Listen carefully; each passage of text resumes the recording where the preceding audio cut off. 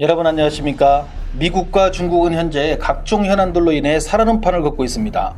양국은 팬데믹으로 인한 신냉전 시대에 돌입했고 여기에 무역전쟁, 대만을 놓고 펼쳐지는 힘겨루기 등 미국보다 중국은 더욱더 설 자리를 잃어가고 있는 실정입니다. 우리나라는 미국과 중국의 가운데에서 참 힘든 시기를 보내고 있습니다. 그럼에도 그나마 한국은 중립적인 위치를 지키고 있다고 많은 이들은 말하고 있습니다. 중국도 이를 모르는 상황은 아닙니다.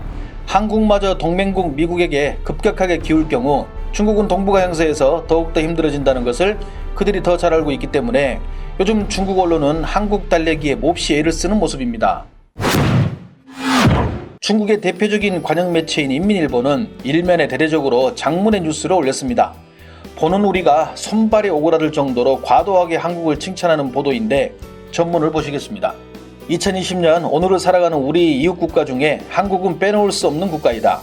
아시아의 부국, 한국의 성장 동력과 눈부신 경제 발전, 그리고 안정적인 국가의 운영에는 정부의 노력도 있겠지만 무엇보다도 한국인만이 갖고 있는 장점이 있기에 지금의 한국이 있다고 본다. 많은 이들이 온라인을 통해 잘못 알고 오해하고 있는 한국의 상황에 대해 이제는 정확한 인식으로 그들을 바라볼 필요가 있다고 생각하여 한국과 관련된 각 기업체 관계자와 한중 교류의 실질적인 역할을 하는 관련 인사들을 통해 그들의 우수한 점 7가지를 알아보고자 한다. 첫 번째, 강인한 기계와 불굴의 투지. 짧은 기간 안에 눈부신 성장을 이룬 한국의 핵심 동력은 바로 여기에 있다고 말한다. 한국인들의 교육 수준은 세계 정상급에 위치한다는 것은 다들 아는 사실이다.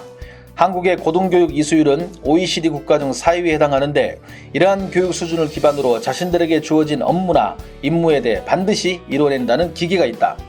실제로 한국과 비즈니스를 하는 대부분 관련 업체들은 한국과 무역을 할 때는 그들의 신용을 걱정하지 않아도 된다고 한다. 이유를 불문하고 명시된 내용들은 반드시 지킨다는 것이다.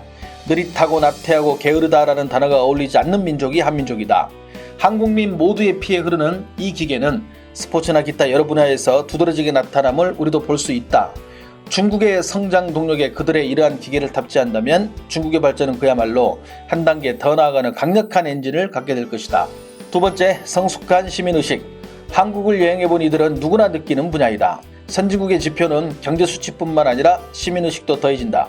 친절한 한국인은 누구나 아는 사실이지만 그들 개개인이 보여주는 높은 시민의식은 우리가 본받아야 할 부분이다. 깨끗한 거리, 누구나 믿고 먹는 청결한 한국의 음식, 교육을 통한 무의식 중에 발휘되는 질서의식, 남을 먼저 배려하는 대중교통 속에서의 한국인들의 모습, 유교 문화의 중심지는 중국이지만 그 정신을 실행하고 있는 나라는 정작 한국이라고 할 수 있다. 세 번째, 한해 문화가 아닌 정으로 뭉친 한국의 정서. 온라인의 많은 한국 관련 미담들은 허구로 만들어진 것이 아니다. 한국을 여행하면서 느끼는 그들의 정의 문화, 처음 본 이의 물건을 같이 들어주고 친절히 목적지를 알려주고 하나라도 도움을 주기 위해 핸드폰으로 사전을 찾아가며 소통을 해주고 자국의 국민이 아니지만 타국이라 멸시하지 않고 이웃사람처럼 도와주는 그들의 문화는 과거 한해 문화로 말하는 한국을 이제는 정의 나라로 수용해야 할 것이다. 무엇이 그들을 이렇게 만들었을까? 국민성인가? 교육 때문인가? 한민족에게만 느낄 수 있는 그런 정의 문화는 각박해지는 중국인들에게도 필요한 하나의 정신소양이라고 본다. 네 번째, 모두가 지키고 갖고 나가는 공정의식과 치안. 한국에서는 물건을 도둑맞는 경우가 희박하다. 또한 늦은 밤까지 혼자 돌아다녀도 위험하지 않다. 남의 것은 아예 탐하지 않는 한국의 철저한 시민의식. 잃어버린 핸드폰이 2시간이 지나도 그 자리에 그대로 있었다는 믿기 힘든 이야기는 이제 일반 가십거리에 지나지 않는다. 전 세계를 통틀어 이러한 민족이 과연 존재할까? 중국 사회과학원 책임주임 왕건풍은 세대를 걸쳐 자연스럽게 교육된 이러한 풍토는 한국인들 머릿속에 당연히 해야 하는 무의식으로 자리 잡았으며 이러한 풍토가 타국에서 정착되는 데는 적어도 20년 이상이 걸린다고 말한다. 많은 외국인들이 한국을 다시 찾고 싶은 이유 중에 하나가 바로 안전한 치안을 꼽는다. 많은 선진국들이 대도시를 제외하면 밤거리를 돌아다니기가 무섭다. 한국은 어쩌면 유일하게 마음대로 밤거리를 돌아다녀도 되는 처음이자 마지막 국가이지 않을까? 다섯 번째, 단점을 장점으로 바꾼 그들만의 문화. 많은 사람들이 들어보는 한국인들의 특징이 빨리빨리 문화이다. 그만큼 한국인들은 성격이 급하다고 한다. 하지만 이것이 단점으로 볼 수도 있지만 오히려 장점으로 승화시킨 나라가 한국이다. 2019년 스피드 테스트를 운영하는 우클라의 보고서에 따르면 한국의 인터넷 평균 속도는 다운로드 기준 140개 국가 중에서 1위를 차지했다고 발표했다. 실제로 한국에서 거주하고 돌아온 많은 중국인들은 그들의 광대역 통신망의 속도와 어디에서도 가능한 공용 와이파이에 감탄을 금할 수 없다고 한다. 여기에 한국의 5G 도입 속도가 한몫하고 있으며 특히 차세대 먹거리를 찾는 중국의 인터넷 업계는 요즘 한국 업체들과 교류하는 증가세가 35%나 늘었다고 한다. 여섯 번째, 식을 줄 모르는 한국의 문화산업. 이제 한류는 세계 문화의 중심이 되었다. 음악, 영상, 예술 등 모든 방면에서 메이드 인 코리아는 히트 상품으로 세계 유행 문화와 영상 문화, 뷰티 문화를 선도해 나가고 있다. 그동안 자국의 문화보호 정책을 펼친 중국의 영상산업들은 그 나아가는 방향으로 한국을 벤치마킹해야 한다는 의견은 꾸준히 나온 점이다. 이미 한국은 아시아를 넘어 전 세계의 K마크를 찍고 있다. 미국을 포함 유럽과 기타 동아시아 많은 국가들은 그들의 문화에 매료되었고 그들의 우상에 환호하며 그들이 속한 한국이라는 나라를 동경하고 있다. 문화산업에서 아시아의 맹주를 자처하던 일본이 8, 90년대 이 무대를 선도하다가 한국에게 잠식당하고 몰락의 길을 걷는 것을 보면 한국의 문화산업이 실로 얼마나 위대한지를 새삼 느낄 수 있게 한다. 남의 장점으로 자신의 단점을 보완한다는 말이 있다. 이제는 그들의 문화산업을 부러움과 시기의 대상으로 보지 말고 배움의 대상으로 삼아야 할 것이다. 일곱 번째, 한국인 자체가 브랜드인 시대. 2019년 16개 국가 8,000명을 대상으로 한국에 대한 온라인 설문조사를 실시하였다. 외국인들의 80%가 한국을 긍정적으로 생각했는데 한국하면 떠오르는 것으로 K-팝, 한국 문화, 한식, 한국 뷰티 순이었다.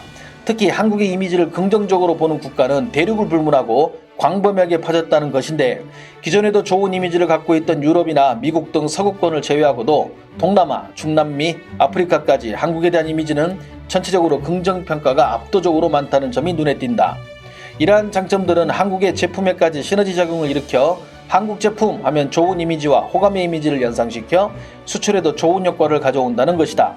결국은 앞에서 언급한 이런 요인들이 하나가 되어 한국이라는 브랜드 자체를 만들었다고 본다. 한국은 이미 서구의 명품들과 자리를 나란히 하고 있다. 이러한 점은 우리에게 시사하는 바가 매우 크다.